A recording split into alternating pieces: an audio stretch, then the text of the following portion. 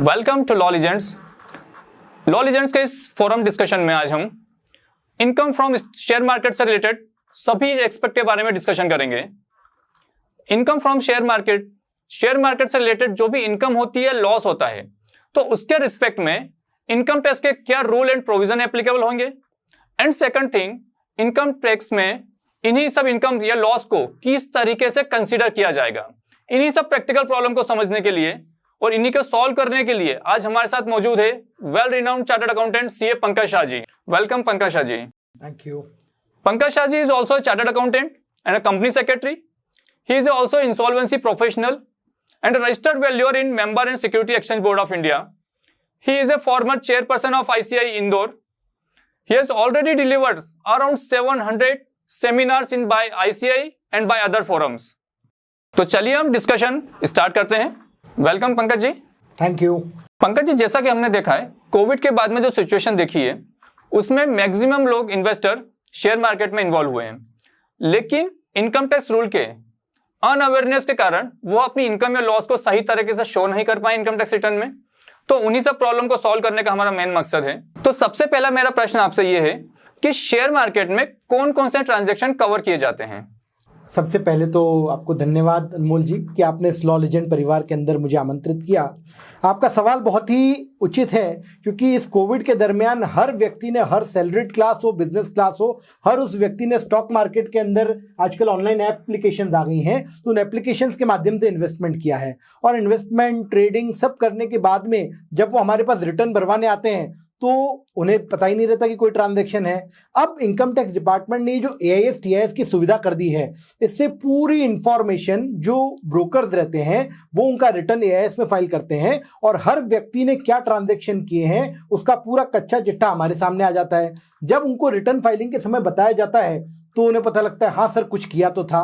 तो ऐसे सारे ट्रांजैक्शंस के लिए आज हम बहुत अच्छी चर्चा आपने आमंत्रित की है। सबसे पहले तो हम बात करें, हमारा मेन फोकस आज के डिस्कशन में इक्विटी मार्केट के ऊपर रहेगा क्योंकि इक्विटी मार्केट के अंदर शेयर्स हैं जिसमें हर व्यक्ति ने डील किया है। साथ ही इक्विटी के अलावा एक डेट मार्केट होता है, पर डेट मार्केट में मेनली इंस्टीट्यूशनल इन्वेस्टर्स इन्वेस्ट करते हैं तो उस पर बहुत ज्यादा हम डिस्कस नहीं करेंगे। साथ ही डेरिवेटिव मार्केट, क्योंकि इक्विटी से जुड़ा हुआ है वो, इसलिए वो भी बहुत इंपॉर्टेंट है। तो इन दो सिक्योरिटीज में फोकस करेंगे हम। पहला, इक्विटी मार्केट की जहां तक हम बात करें तो इक्विटी मार्केट के अंदर दो टाइप के ट्रेड्स होते हैं। एक तो डे ट्रेडिंग, मैंने आज माल खरीद के आज ही बेच दिया, ये बिजनेस कैटेगरी के अंदर आता है। और अगर मैंने माल डिलीवरी ले ली और उसके बाद कुछ दिन बाद बेचा है, वो ट्रांजैक्शन सारे डिलीवरी बेस्ड ट्रांजैक्शन आते हैं। इनके अलग अलग ट्रीटमेंट होते हैं। जैसे एक ही ट्रांजैक्शन स्टॉक मार्केट में मैंने किया है वो कैपिटल गेन भी हो सकता है या वो बिजनेस हेड के अंदर भी जा सकता है। ऐसे अलग अलग परम्यूटेशन कॉम्बिनेशन है। अगर हम डेरिवेटिव की बात करें तो डेरिवेटिव में भी दो नेचर ऑफ ट्रांजैक्शन होते हैं, एक फ्यूचर्स, एक ऑप्शंस। उस पर भी हम डिटेल में चर्चा करेंगे। तो ये मैंने एक बेसिक आपके प्रश्न का जवाब। बिल्कुल पंकज जी, आपने बहुत अच्छे से समझाया कि अल्टीमेटली शेयर्स में जब भी हम डील कर रहे हैं तो एक तो इंट्राडे हो गया, एक डिलीवरी बेस्ड ट्रांजैक्शन हो गया, सेकंड थिंग हो गया फ्यूचर एंड ऑप्शन। तो अब जैसे हमने देखा कि शेयर मार्केट में एक तो डिलीवरी बेस्ड ट्रांजैक्शन होता है, एक इंट्राडे, फ्यूचर एंड ऑप्शन होता है। अब यदि ये सब इसके रिस्पेक्ट में इनकम हो रही है तो प्रश्न आता है कि इनको इनकम टैक्स रिटर्न में कौन से हेड में रिप्रेजेंट किया जाएगा। बहुत इंपॉर्टेंट क्वेश्चन है ये कि क्लासिफिकेशन कहाँ किया जाए, कैसे किया जाए। अब इसमें अगर इंट्राडे ट्रांजैक्शन है तो 100% वो इंट्राडे ट्रांजैक्शन हमारी बिजनेस इनकम माना जाएगा। अब इसमें भी एक बहुत अच्छा ट्विस्ट है कि इंट्राडे में अगर मुझे प्रॉफिट होता है तो प्रॉफिट का कोई हेड नहीं है, लॉस होता है तो वो लॉस केवल इंट्राडे के स्पेक्युलेटिव बिजनेस के प्रॉफिट के साथ सेट ऑफ होगा।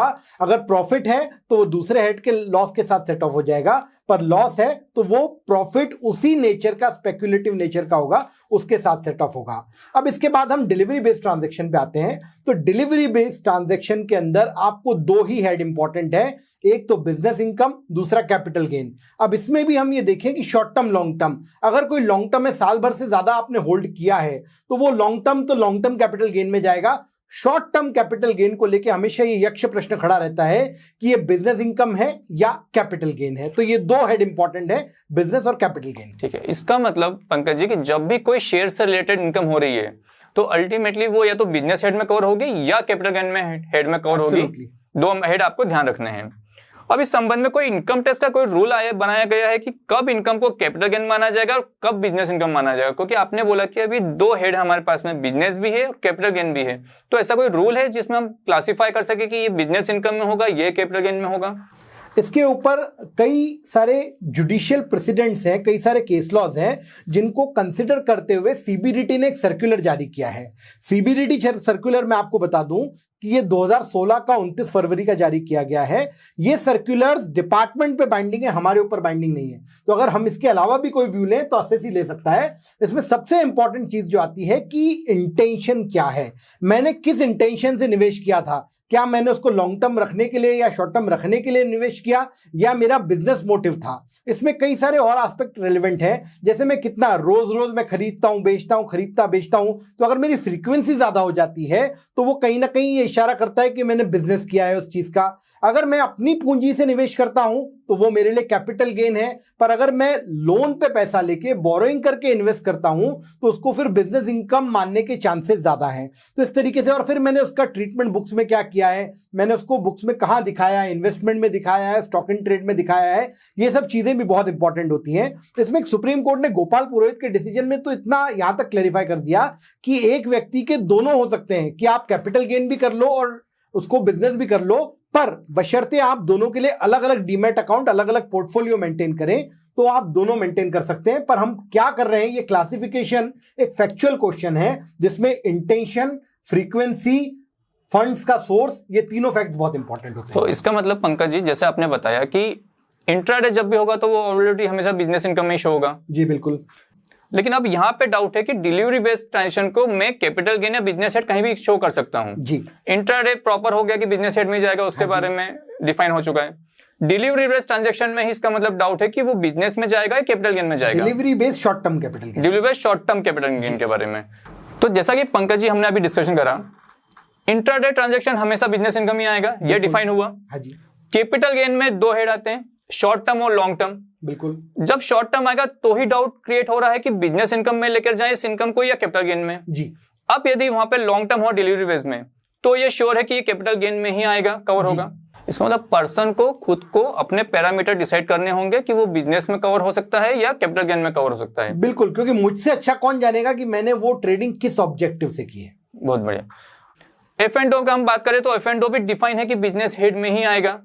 अब F&O बहुत इंटरेस्टिंग एस्पेक्ट है। पहले तो हम बता दें कि F&O क्या होता है। ये फ्यूचर्स एंड ऑप्शंस एक सौदा है, यहां पर ना आपको कुछ मिल रहा है ना आपका कुछ जा रहा है, ये केवल एक सौदा है। आपको डिलीवरी भी नहीं होगी, केवल जो आपने जिस भाव में उसका एक्सरसाइज है, तो स्पॉट प्राइस और एक्सरसाइज प्राइस का जो डिफरेंस है वो गेन और लॉस केवल उतना ही आपके खाते के अंदर आएगा। तो ये इसकी एक पेक्यूलियरिटी है। अब नॉर्मली हम देखा जाए तो जो डिलीवरी बेस्ड नहीं है, इंट्राडे ट्रांजैक्शन की बात करें तो इंट्राडे ट्रांजैक्शन और F&O दोनों एक तरीके के सेम है, बट हमारे लॉ में अमेंडमेंट करके सेक्शन 43 सबसेक्शन 5D में ये प्रोवाइड कर दिया गया है कि F&O से जो भी प्रॉफिट लॉस होगा उसको बिजनेस, नॉर्मल बिजनेस मान लिया जाएगा। तो ये डीमिंग प्रोविजन है, इसमें इसको नॉर्मल बिजनेस मान लिया गया है।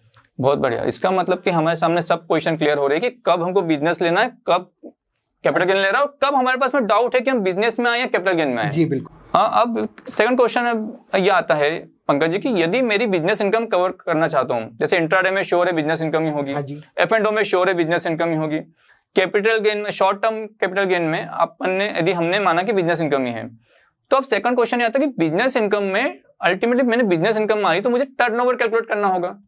तो सबसे पहला क्वेश्चन आप मुझे ये थोड़ा एक्सप्लेन करिए कि इसमें इन्हीं सब कंडीशन में टर्नओवर को कैसे काउंट किया जाएगा। बहुत ही इंटरेस्टिंग सवाल आपने पूछा है अनमोल जी। इसमें मुझे एक ओम स्टॉक ब्रोकिंग का डिसीजन याद आता है। वहां पर उन्होंने सेल ऑफ गुड्स एक्ट को यहां पर डेरिवेटिव में इंटरप्रिटेशन, वहां क्या हुआ था कि डेरिवेटिव ट्रांजैक्शन हो गए थे और पेनल्टी लग गई थी ऑडिट नहीं कराने की। तो वहां कोर्ट ने ये इंटरप्रेट किया कि सेल ऑफ गुड्स एक्ट में जिस चीज की डिलीवरी होती है उसी का टर्नओवर माना जाता है, क्योंकि F&O डेरिवेटिव में डिलीवरी हो ही नहीं सकती, तो इसलिए टर्नओवर नहीं रहेगा। हाँ, ग्रॉस रिसिप्ट के अंदर कंसीडर कर सकते हैं, कई सारी चीज है, तो पेनल्टी के लिए वो डिसीजन था। पर अब अगर हम यहां पर नॉर्मल पार्लियामेंट में बात करें कि प्रैक्टिकली हमको कैसे ट्रीट करना है, तो उसमें डे ट्रेडिंग या F&O के ट्रांजैक्शंस हैं, तो यहां पर हमको पूरी ग्रॉस सेल वैल्यू नहीं कंसिडर करनी, जो नेट रिजल्ट है। जैसे मैं आपको एक एग्जांपल दूं कि मैंने डॉक्टर लाल पैथलैब के शेयर्स, मैं पहले इंट्राडे समझाता हूं, इसके 25 शेयर खरीदे और ये शेयर्स मैंने आज ही खरीद के आज ही बेच दिए। तो जो मुझे प्रॉफिट एंड लॉस हुआ वो लॉट साइज से हम मल्टीप्लाई करेंगे तो जो रिजल्ट आएगा वही मेरा गेन और लॉस माना जाएगा। सेल वैल्यू इनटू क्वांटिटी नहीं करेंगे, जो गेन और लॉस है इनटू क्वांटिटी करेंगे और उसको टर्नओवर माना जाएगा इंट्राडे में। सेम चीज हम बात करें तो F&O के अंदर भी होती है कि मेरा लॉट साइज क्या है और मेरी सेल प्राइस और जो ऑप्शन प्राइस है उसका जो डिफरेंस है उसी को हम टर्नओवर मानेंगे। अब फ्यूचर्स के अंदर तो ये होता है, ऑप्शंस में एक और चीज होती है। फ्यूचर में तो मैंने सौदा किया, कब एक्सरसाइज करना काटना है वो मेरे हाथ में है। ऑप्शन में ये होता है कि मेरे पास ऑप्शन है, तो अगर मैंने स्क्वायर अप हो गया है तो फिर तो डिफरेंस कंसिडर कर लेंगे, पर अगर स्क्वायर अप नहीं हुआ और मैंने प्रीमियम पे कर दी तो वो जितने प्रीमियम पे करी ऑप्शन के लिए उसको मेरा टर्नओवर मान लिया जाएगा। ऐसा हमारे institute of chartered accountants of India का जो गाइडेंस नोट है वो टर्नओवर डिटर्मिनेशन के अंदर इंडिकेट करता है, हमको वो सजेस्ट करता है।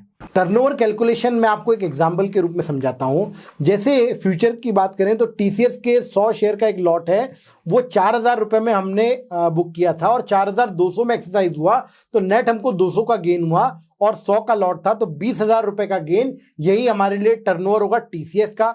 इन्फोसिस का 50 शेयर का लॉट हमने लिया, 1500 आपकी ओरिजिनल प्राइस थी, 1450 में आपने एक्सरसाइज किया तो 50 का लॉस हुआ, तो 50 इंटू 50 2,500 का आपको लॉस हुआ। अब हम बात करें तो 2,500 का यहाँ लॉस है, ये मेरा टर्नओवर है बुक्स के लिए। पर जब हम बात करेंगे कि इन्फोसिस और TCS दोनों का टोटल टर्नओवर हमारा ऑडिट एप्लीकेबिलिटी के लिए देखना है तो 20,000 और 2,500 22,500 ये मेरा टर्नओवर बुक्स के हिसाब से हुआ। ये मेरा टर्नओवर हुआ ऑडिट डिसाइड करने के लिए, पर बुक्स में बात करें तो 20,000 का गेन होगा और 2,500 का लॉस मेरे डेबिट हैंड साइड में आ जाएगा। ऑप्शन की बात करें तो ऑप्शन में भी 25 का लॉट है हमारा बैंक निफ्टी का, 50 प्राइस थी, 100 अल्टीमेटली प्राइस रही तो 1,250 का गेन हुआ। वहीं पर अगर बैंक निफ्टी स्क्वायर ऑफ हो गया और हमें 150 की चीज है, 75 के अंदर नेट हुआ, 25 का लॉट था, 1,875 का लॉस हुआ जो आप स्क्रीन पे देख रहे हैं। चौथा एग्जांपल कि बैंक निफ्टी का स्क्वायर ऑफ नहीं हुआ, मैंने 1,000 रुपए का ऑप्शन पे किया केवल, तो ये 1,000 रुपए मेरा टर्नओवर मान लिया जाएगा। राइट, तो ये एक एग्जांपल के रूप में आप देख सकते हैं और टर्नओवर कैलकुलेशन इससे क्लैरिफाई हो जाएगा। अब पंकज जी सबसे इंपॉर्टेंट क्वेश्चन एक आता है कि जब मैंने टर्नओवर कैलकुलेट कर लिया, अब टर्नओवर कैलकुलेट करने के बाद में क्या मेरी ऑडिट की लिमिट क्या होगी? क्योंकि जैसे ही मैं टर्नओवर को ध्यान में रखता हूं मुझे ऑडिट लिमिट दिखती है कि यार जब भी टर्नओवर हुआ तो ऑडिट कराना पड़ेगा। तो अब इस केस में टर्नओवर में ऑडिट की लिमिट क्या रहेगी? बहुत ही इंपॉर्टेंट और इंटरेस्टिंग क्वेश्चन है। अब यहाँ पर दो चीजें हैं। मुझे जो गेन लॉस हुआ वो नेट अमाउंट मेरा F&O का टर्नओवर माना जाता है। इसमें दो पर्पसेस हैं। अगर मुझे ऑडिट एप्लीकेबल है या नहीं इस पर्पस से टर्नओवर का कैलकुलेशन करना है तो माइनस प्लस दोनों इग्नोर करके मुझे टोटल करना है। जैसे मुझे 1,000 रुपए का लॉस हुआ और 1,000 रुपए का गेन हुआ तो ICAI के गाइडेंस नोट के अनुसार मेरा टर्नओवर 2,000 होगा। मतलब माइनस 1,000 का माइनस इग्नोर करके 1,000 और 1,000 ये दोनों का टोटल करेंगे, ये मेरा टर्नओवर हुआ। पर अगर हम बुक्स ऑफ अकाउंट्स की बात करते हैं तो बुक्स ऑफ अकाउंट्स के अंदर ये फॉर्मूला लगाएंगे तो हमारा डबल एंट्री बुक कीपिंग जो है वो फेल हो जाएगा। इसलिए कई सारी कोर्ट्स ने भी ये होल्ड किया है कि जब बुक्स की बात है आपको ऑडिट करना है या नहीं करना, ये डिसाइड करने के लिए आप सेपरेट कैलकुलेशन करें माइनस प्लस को इग्नोर करते हुए। पर जब आपको बुक्स के अंदर शो करना है तो हमारी इनकम में आएगा प्रॉफिट फ्रॉम सच ट्रांजेक्शंस और लॉस डेबिटेड साइड में आ जाएगा। तो हमारा प्रॉफिट फ्रॉम F&O ऑपरेशन जितना है, जिन जिन में प्रॉफिट है उनका टोटल क्रेडिट में आ जाएगा और जिनके इसमें लॉस है वो डेबिट में आ जाएंगे। साथ ही डेबिट साइड में बैंक चार्जेस, डीमैट चार्जेस और दूसरे एक्सपेंसेस हैं वो भी हमारे प्रॉफिट एंड लॉस अकाउंट के अंदर आ जाएंगे। तो इस तरीके से इसकी अकाउंटिंग होना चाहिए जी। अब जैसे कि अपन बात कर रहे हैं तो उसकी लिमिट क्या होगी कि कितनी लिमिट के बाद में मुझे उसे ऑडिट में कवर करना होगा? बहुत ही क्लिष्ट प्रश्न ये हो गया है क्योंकि अब इतने सारे परमिटेशन कॉम्बिनेशन इसके अंदर आ गए हैं। नॉर्मली जो लिमिट पहले हमारी मानी जाती थी वो 1 करोड़ रुपए थी, अब उस लिमिट को भी 44 AD के साथ हमको पढ़ना पड़ेगा। अगर हमारा टर्नओवर, इसको 3 तरीके से दे सकते हैं कि 0 से 2 करोड़ तक का टर्नओवर है, 2 करोड़ से 10 करोड़ तक टर्नओवर है और 10 करोड़ के ऊपर टर्नओवर है तो क्या होगा। अगर ये जो गेन लॉस का नेट अमाउंट है इसका टर्नओवर हमारा 10 करोड़ के ऊपर है तो कंपल्सरीली हर केस में हमको ऑडिट कराना पड़ेगा। दूसरा, अगर ये टर्नओवर 0 से 2 करोड़ के अंदर है तो 44 एडी की लिमिट लगेगी। या तो 44 एडी हम ऑप्ट करें या ना करें। तो अगर 0 से 2 करोड़ तक का हमारा टर्नओवर है, हम 44 एडी ऑप्ट करते हैं तो हमको बुक्स मेंटेन नहीं करनी। ऐसे केस में हमको 6% का प्रॉफिट इन ट्रांजैक्शन में दिखाना पड़ेगा। नॉर्मली 44 एडी में 8% और 6% है, पर क्योंकि ये सारे ऑनलाइन एक्सचेंज के थ्रू ट्रांजैक्शन होते हैं और पूरा कंसिडरेशन इसका बैंकिंग चैनल के थ्रू आता है, इसलिए इसमें 44 एडी का 6% वाली रिजाइम एप्लीकेबल है। तो ये 6% वाली रिजाइम के अंदर 0 से 2 करोड़ तक के टर्नओवर में अगर हमको बुक्स ऑफ अकाउंट मेंटेन नहीं करनी तो फिर हम ये 6% में चले जाएं। अब अगर हमको बुक्स ऑफ 44 एडी में नहीं जाना तो इसलिए फिर भी हमको ऑडिट कराने की जरूरत नहीं है। बैलेंस शीट और पीएनएल ये फीड करना पड़ेगा। तो 0 से 2 करोड़ के अंदर ये हमारे लिए है कि हम बुक्स मेंटेन करना चाहते हैं तो पूरी डिटेल दे दें, उसमें फिर एक्चुअल दिखाना है, 6% की जरूरत नहीं। और बुक्स ऑफ अकाउंट मेंटेन नहीं करना चाहते तो 6% मिनिमम हमको प्रिजम्पटिव बेसिस के ऊपर प्रॉफिट ऑफर करना पड़ेगा। अब अगर हमारा टर्नओवर 2 करोड़ से ऊपर है और 10 करोड़ के अंदर है, ये हम बात कर रहे हैं एफ&ओ के अंदर जो नेट इनकम है, तो उसमें हमको 6% वाली लिमिट भी नहीं है और हमें पूरे ट्रांजैक्शंस जो हैं रिकॉर्ड करने पड़ेंगे। Books of account, balance sheet, PNL हम फीड कर सकते हैं, वहां पर भी ऑडिट कराने की हमारी आवश्यकता नहीं रहेगी। राइट। इसमें एक और इंटरेस्टिंग एस्पेक्ट ये आता है सर कि एक ज्वलंत प्रश्न हम चार्टर्ड अकाउंटेंट्स के सामने रिटर्न के टाइम पे आता है कि यार बैलेंस शीट कैसे भरें।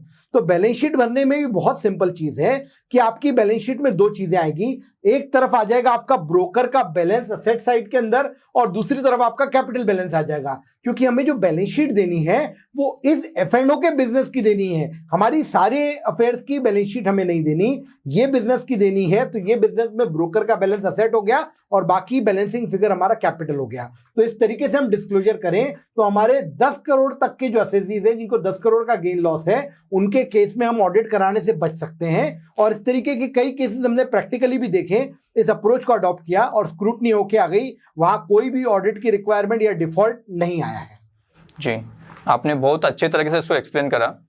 अब एक प्रश्न आता है कि यदि मेरा ऑडिट, हमको ऑडिट करना है या फिर हमको बुक्स मैनेज करनी है, तो हम इसमें कौन कौन से एक्सपेंसेस ऐसे हैं जो कि हम इन सब इनकम के रिस्पेक्ट में क्लेम कर सकते हैं?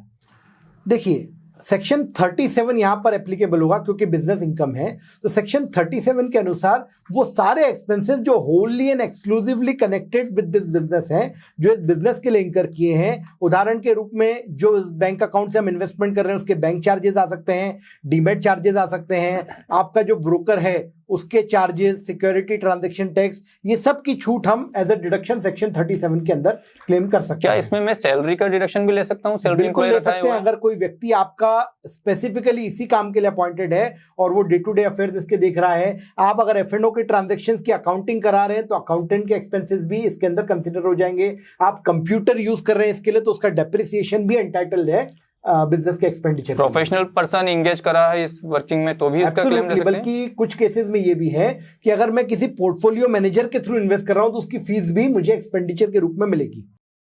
अभी तक हमने डिस्कशन करा बिजनेस के रिस्पेक्ट में कि जब हम बिजनेस हेड में जाएंगे तो हमको किस तरह से टर्नओवर ट्रीट करना है, कब उनका ऑडिट करना है, कैसे रिप्रेजेंट करना है बैलेंस शीट में और किस तरह से इनकम टैक्स रिटर्न में शो करना है। अब यदि कैपिटल गेन होता है तो इन एसेट्स को कब लॉन्ग टर्म माना जाएगा, कब शॉर्ट टर्म माना जाएगा?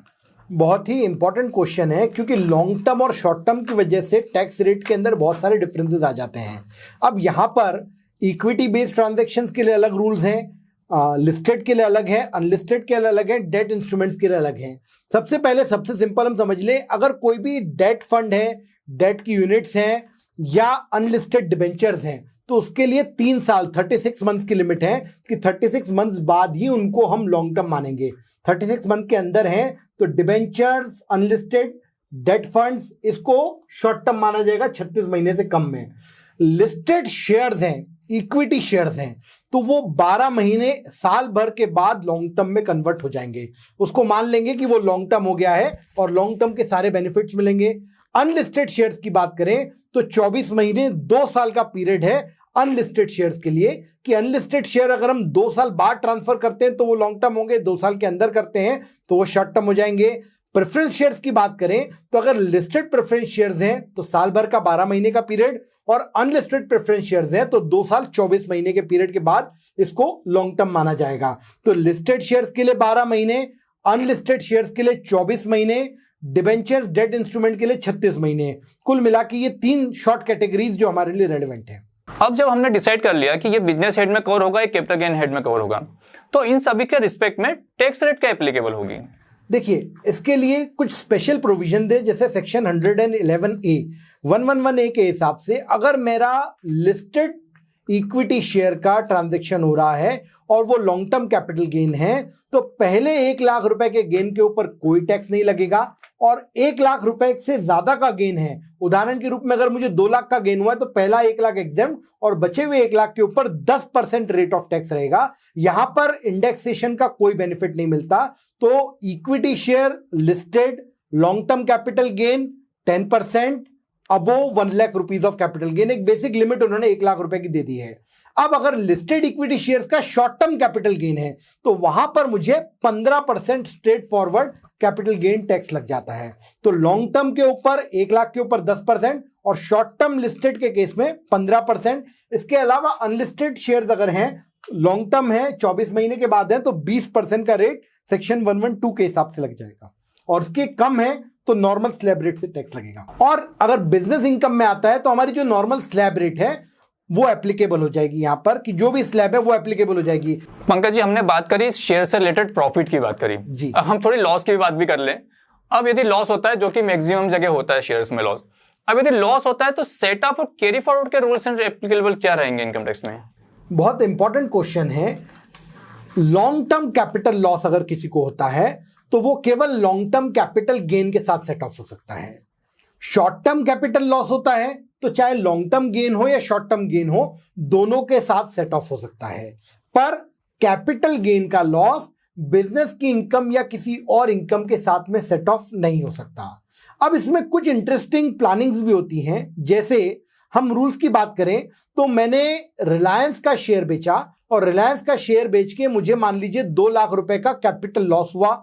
मैंने टीसीएस का शेयर खरीदा था, उसमें मुझे 2 लाख का कैपिटल गेन हुआ, और मैंने घर बेचा, वो घर बेच के भी मुझे 2 लाख रुपए का कैपिटल गेन हुआ।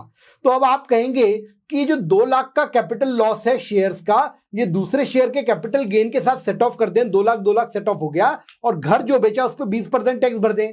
पर क्या हम ये कर लें कि 2 लाख रुपए का जो कैपिटल लॉस हुआ हमको शेयर्स का, उसको एक दूसरी क्लास ऑफ असेट जो कि मकान है उससे पहले सेट ऑफ कर दें, और जो बचा हुआ मेरा शेयर्स है टीसीएस का जिस पे 2 लाख का गेन है, उसमें से 1 लाख की एग्जेम्पशन लिमिट और बचे हुए 1 लाख रुपए के ऊपर 10% में ऑफर करके अपनी टैक्स प्लानिंग कर सकता हूं। और ये planning special bench, Mumbai special bench Montgomery का जो डिसीजन है उसमें भी प्रिवेल की है। तो हम क्लास वाइज भी प्लानिंग करके लॉस को सेट ऑफ कर सकते हैं, जिससे टैक्स मिनिमाइजेशन हो सके।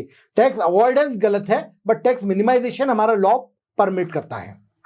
शेयर मार्केट के लॉस को हम कितने सब्सिक्वेंट ईयर तक उसे सेट ऑफ कर सकते हैं? देखिए, अगर मेरा स्पेक्युलेटिव बिजनेस का लॉस है तो वो केवल 4 साल तक मेरा कैरी फॉरवर्ड हो सकता है, उसके बाद मुझे उसको लैप्स हो जाएगा। अगर मेरा नॉन स्पेक्युलेटिव बिजनेस है या कैपिटल लॉस है तो इसके लिए 8 साल की लिमिट लॉ के अंदर दी हुई है कि ये 8 साल तक कैरी फॉरवर्ड हो सकता है और सेट ऑफ हो सकता है। कई बार ये भी होता है कि मुझे कैपिटल गेन में इनकम हुई है पर मुझे सामने बिजनेस में लॉस हुआ है, तो करंट ईयर का जो बिजनेस लॉस है वो मेरे कैपिटल गेन की इनकम के साथ सेट ऑफ हो सकता है। कैपिटल गेन का लॉस बिजनेस के साथ सेट ऑफ नहीं हो सकता, पर बिजनेस का लॉस कैपिटल गेन की इनकम के साथ में केवल करंट ईयर का बिजनेस लॉस सेट ऑफ हो सकता है। तो ये भी एक इंपॉर्टेंट प्लानिंग हम रिटर्न फाइल करते समय देख सकते हैं। तो जैसा कि पंकज जी हमने पहले भी डिस्कशन करा था कि जो इंट्राडे का बिजनेस इनकम या लॉस रहेगा उसे स्पेकुलेटिव बिजनेस इनकम में लॉस माना जाएगा जी, और जो F&O का बिजनेस या लॉस माना जाएगा वो नॉन स्पेकुलेटिव बिजनेस लॉस माना जाएगा। बिल्कुल। तो जिस तरीके से आपने बताया कि इसका मतलब जो स्पेकुलेटिव लॉस है, इसका मतलब कि इंट्राडे बिजनेस से जो लॉस हुआ वो मेरा 4 साल तक कैरी हो सकता है। बिल्कुल ठीक है। और जो F&O का बिजनेस लॉस है जिसको मैं नॉन स्पेकुलेटिव कहता हूं वो मेरा 8 साल तक कैरी हो सकता है। बिल्कुल, एब्सोल्युटली राइट। अब इन शेयर्स का रिलेटेड में एक क्वेश्चन और आता है कि क्या हमको सेक्शन 54 की एफ की रिबेट मिल सकती है यहाँ पर? बिल्कुल, सेक्शन 54F की बात है, वहां मिलेगी, क्योंकि 54F बोलता है कि आप कोई भी लॉन्ग टर्म कैपिटल एसेट बेच के एक नया रेजिडेंशियल हाउस खरीदें तो आपको 54F की छूट मिल जाएगी। तो क्योंकि इक्विटी शेयर्स वगैरह भी आपके, इनका भी लॉन्ग टर्म कैपिटल गेन अगर है तो उसको आप बेच के उससे अगर नया घर खरीदते हैं तो सेक्शन 54F के अंदर आपको पूरी तरह छूट मिल जाएगी। इसमें एक और चीज हम ध्यान दें कि अब इसके अंदर 10 करोड़ रुपए की अपर कैप आ गई 54F के अंदर भी, तो 10 करोड़ रुपए तक के कैपिटल गेन है तो ही हमको छूट मिलेगी। जी, बायबैक से रिलेटेड ट्रांजैक्शन में इनकम टैक्स के क्या रूल एंड प्रोविजन एप्लीकेबल हो सकते हैं? बहुत इंपॉर्टेंट क्वेश्चन आपने पूछा।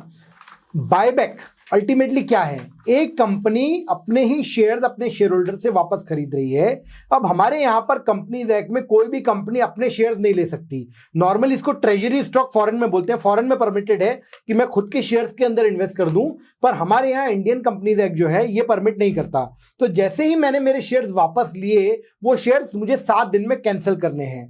पहले ये होता था कि जब शेयर्स बायबैक होते थे तो उसको एक ट्रांसफर मान के राइट्स एक्सटिंग्विश मान लिए जाते थे और कैपिटल गेन लगता था, पर बाद में लॉ में अमेंडमेंट हो गया और अब लॉ के अंदर 115 QA सेक्शन आ गया है जो ये कहता है कि अगर आपका बायबैक है, कंपनीज एक्ट के प्रोविजंस के अनुसार अगर ये बायबैक है तो शेयर होल्डर के हाथ में ये पूरी तरह से एग्जेम्प्ट रहेगा। इसमें जो भी आपकी इशू प्राइस और बायबैक प्राइस का डिफरेंस है, इस डिफरेंस के ऊपर जो भी टैक्स देना है वो कंपनी देगी, और ये टैक्स के लिए 20% की फिक्स लिमिट दे दी है। तो 20% रेट से टैक्स देना पड़ेगा कंपनी को अगर वो अपने शेयर होल्डर से बायबैक करती है। शेयर होल्डर्स के हाथ में ये पूरी तरह से एग्जेम्प्ट है।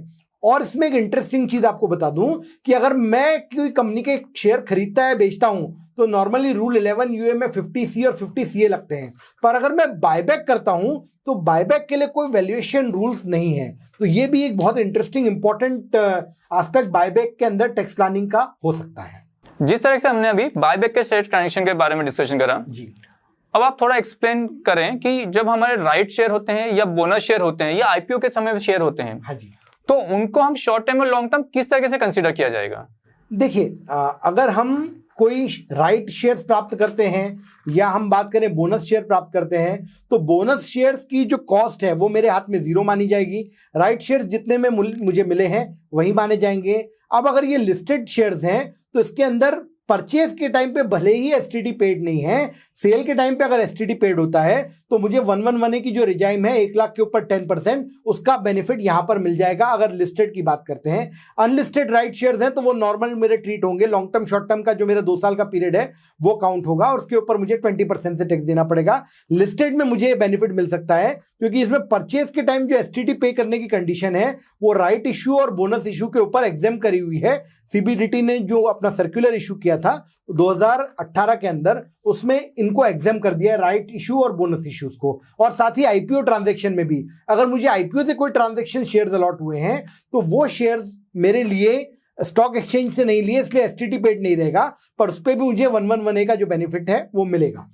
इसका मतलब कि हम जो IPO में शेयर आए हैं या बोनस शेयर में आए हैं या राइट शेयर में आए हैं, जिस दिन को मेरे को अलॉट हुए हैं, जिस दिन मेरे डीमेट में आए हैं, उस दिन से मैं काउंट किया करूंगा कि मेरे शॉर्ट टर्म है या लॉन्ग टर्म है। बिल्कुल। और इसमें एक और इंपॉर्टेंट एस्पेक्ट आप लोगों को मैं शेयर करूं कि अगर मैंने शेयर सेल किए हैं तो मेरे पास में अगर लॉट में पड़े तो कौन से वाले ये बिके, तो उसके लिए CBDT ने कहा है कि FIFO मैकेनिज्म अप्लाई होगा।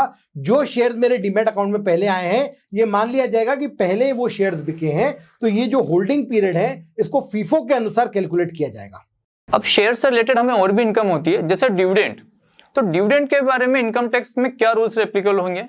देखिए, डिविडेंड 2 व्यक्तियों को हो सकते हैं। अगर वो हमारे किसी रेजिडेंट व्यक्ति को हुए हैं तो स्ट्रेट फॉरवर्ड स्लैब रेट पे टैक्सेबल है, एग्जेम्पशन लिमिट का फायदा इसमें मिलेगा, पर ये डिविडेंड 100% अब टैक्सेबल हो गया है। अगर ये डिविडेंड किसी नॉन रेजिडेंट को देते हैं, कई बार लिस्टेड कंपनी या अनलिस्टेड कंपनी के अंदर भी नॉन रेजिडेंट शेयर होल्डर्स होते हैं, उनको डिविडेंड दिया जाता है, तो उसके लिए एक फिक्स रेट है सेक्शन 115AC के अंदर 20% का। तो नॉन रेजिडेंट का डिविडेंड फिक्स्ड रेट 20%, रेजिडेंट को अगर डिविडेंड मिला है तो नॉर्मल स्लैब रेट से टैक्स होगा, एग्जेम्पशन लिमिट का फायदा उसको मिलेगा।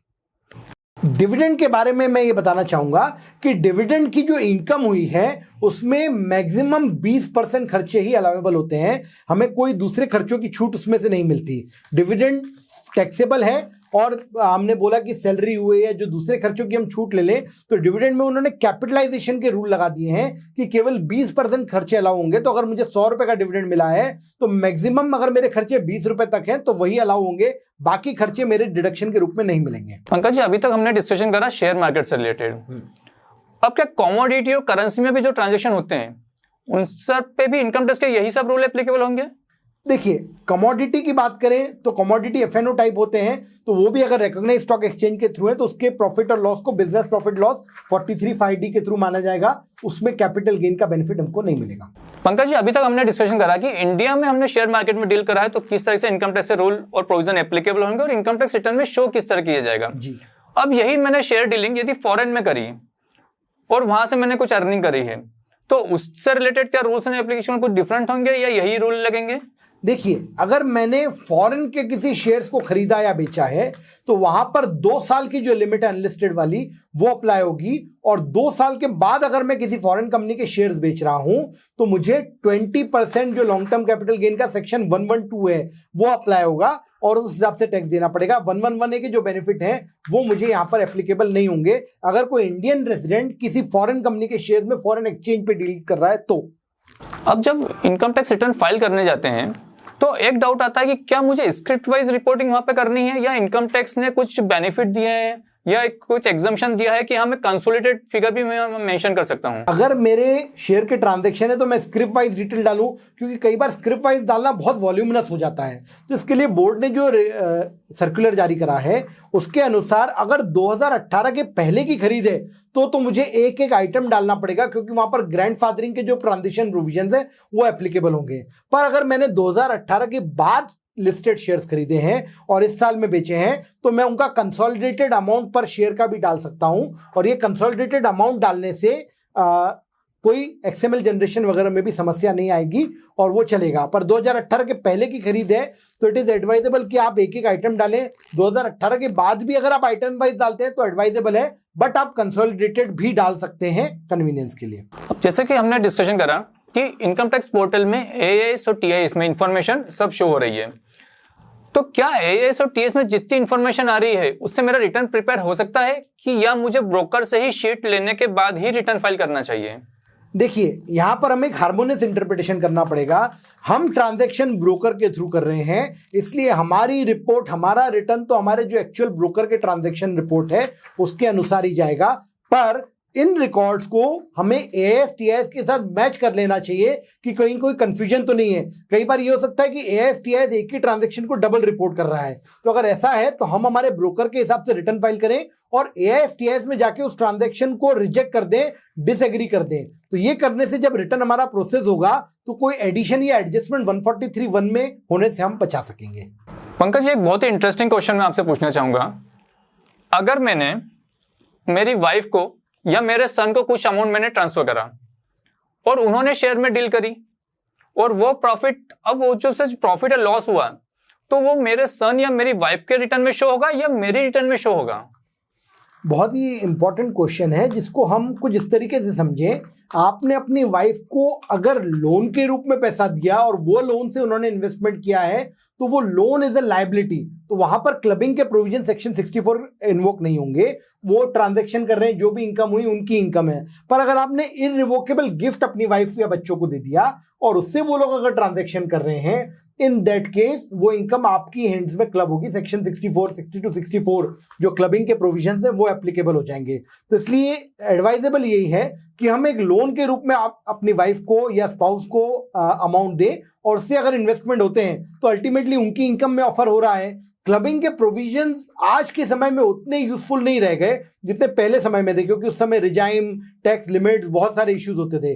अब सभी लोग लगभग टैक्सेबल रिजाइम के अंदर आ जाते हैं, तो इसलिए क्लबिंग के प्रोविजन उतने रेलेवेंट नहीं रहे। फिर भी हम ये इंश्योर करें कि अगर लोन के रूप में देते हैं तो वो उनके हाथ में टैक्सेबल होंगे, गिफ्ट देते हैं तो आपके हाथ में क्लब होने की संभावना रहेगी। पंकज जी, जैसे हम डिस्कशन कर रहा है कि इंट्राडे में भी बिजनेस इनकम आएगा और एफ&ओ में भी बिजनेस इनकम आएगा। अब मुझे टर्नओवर जैसे दोनों का निकला, एक का निकला 50 लाख इंट्राडे का, और इंट्राडे का 5 करोड़ आया और एफ&ओ का भी 5 करोड़ आया। हाँ जी। तो मेरे लिए टर्नओवर दोनों को जोड़ के 10 करोड़ आएगा या मैं इंडिविजुअली देखूंगा कि एफ&ओ से कितना और इंट्राडे से कितना?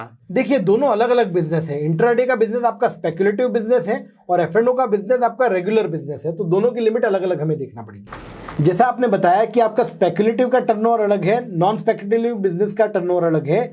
हमें ऑडिट डिटरमाइन करने के लिए 10 करोड़ की लिमिट के लिए स्पेकुलेटिव नॉन स्पेकुलेटिव सारे बिजनेसेस का जो भी टर्नओवर है उसका टोटल लेना पड़ेगा, और अगर वो 10 करोड़ क्रॉस कर रहा है तो ऑडिट हमारे ऊपर एप्लीकेबल हो जाएगा। पंकज जी, अब आप यदि ब्रीफ में एक डिस्कशन कर सकें कि शेयर से रिलेटेड इनकम पर टैक्सेबिलिटी कैसे आएगी? अगर हम समराइज करें तो लिस्टेड अनलिस्टेड दो टाइप के ट्रांजैक्शन हो सके। अनलिस्टेड में 2 साल के बाद ही लॉन्ग टर्म माना जाएगा और 20% रेट लगेगा। लिस्टेड की बात करें तो लिस्टेड में 2 टाइप के ट्रांजैक्शन हो सकते हैं, इंट्राडे और डिलीवरी बेस। इंट्राडे हमेशा आपका स्पेकुलेटिव बिजनेस माना जाएगा और इसका लॉस 4 साल के लिए कैरी फॉरवर्ड होगा। गेन होगा अगर इंट्राडे बिजनेस का तो आपका नॉर्मल स्लैब रेट से टैक्स होगा। पंकज जी, मैं ब्रीफ करने की कोशिश करता हूं, इसमें यदि कुछ गलती हो तो आप मुझे एक्सप्लेन करिएगा। शेयर मार्केट में 3 तरह की इनकम होगी, इंट्राडे, डिलीवरी बेस्ड और फ्यूचर एंड ऑप्शन। अब यदि इंट्राडे का ट्रांजैक्शन होता है तो सबसे पहले वो मेरी बिजनेस इनकम होगी। बिजनेस इनकम होगी तो स्पेकुलेटिव बिजनेस इनकम होगी। बिल्कुल। और यदि स्पेकुलेटिव बिजनेस इनकम होगी तो मुझे टर्नओवर काउंट करना होगा। टर्नओवर काउंट करने के लिए मेरे को script wise profit and loss को देखना होगा और उन्हें ऐड करने के बाद मैं टर्नओवर निकालूंगा, उनका नेट गेन या लॉस लेके। नेट गेन या लॉस निकाल के टर्नओवर निकाला जाएगा। अब यदि टर्नओवर मेरा 10 करोड़ से ऊपर होता है तो मुझे ऑडिट जाना है, 10 करोड़ से नीचे होता है तो मुझे नॉर्मल P&L बना के रिटर्न फाइल करना है जी। ये मेरा इंट्राडे के बारे में पूरा रिटर्न फाइलिंग हुआ। अब यदि मैं डिलीवरी बेस के बारे में बात करें तो डिलीवरी बेस के देखेंगे कि बिजनेस इनकम है, कैपिटल गेन। अब यदि बिजनेस इनकम होता है तो मुझे टर्नओवर निकालना है। अब यहाँ पर टर्नओवर में निकालूंगा सेल वैल्यू पे, तो यहाँ पे मैं प्रॉफिट एंड लॉस को कंसीडर नहीं करूंगा, यहाँ मैं सेल वैल्यू को टर्नओवर मानूंगा जी। अब बात करते हैं कैपिटल गेन की। कैपिटल गेन में हो सकते हैं 2 ट्रांजेक्शन और लॉन्ग टर्म या शॉर्ट टर्म। अब यदि मेरा शॉर्ट टर्म होता है तो मुझे फ्लैट 15% से टैक्स देना है जी। यदि लॉन्ग टर्म होता है तो मुझे 10% से टैक्स पे करना है। बिल्कुल। अब हम बात करते हैं एफ&ओ की। एफ&ओ हमेशा बिजनेस इनकम रहेगा। यदि बिजनेस इनकम है तो ये हमेशा नॉन स्पेकुलेटिव बिजनेस रहेगा। और जिसके बाद में जब बिजनेस इनकम है तो फिर से मुझे टर्नओवर काउंट करना है। टर्नओवर के लिए मुझे वापस प्रॉफिट एंड लॉस को कंसीडर करना है, हर स्क्रिप्ट वाइज देखना है प्रॉफिट एंड लॉस और उन्हीं के टोटल लगाए मुझे टर्नओवर निकालना है। अब टर्नओवर 10 लाख करोड़ से ऊपर जाता है तो मुझे वापस ऑडिट करके रिटर्न फाइल करना है, और 10 करोड़ से नीचे रहता है तो मुझे P&L बना के रिटर्न फाइल करना है।